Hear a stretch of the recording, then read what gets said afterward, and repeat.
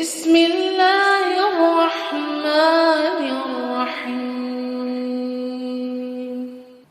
ألم تر كيف فعل ربك بأصحاب الفيل؟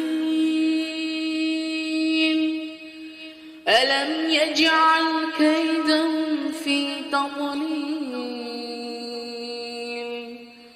وأرسل عليهم طيرا أبابيل ترميهم بحجارة من سجيل فجعلهم كعصف مأكول.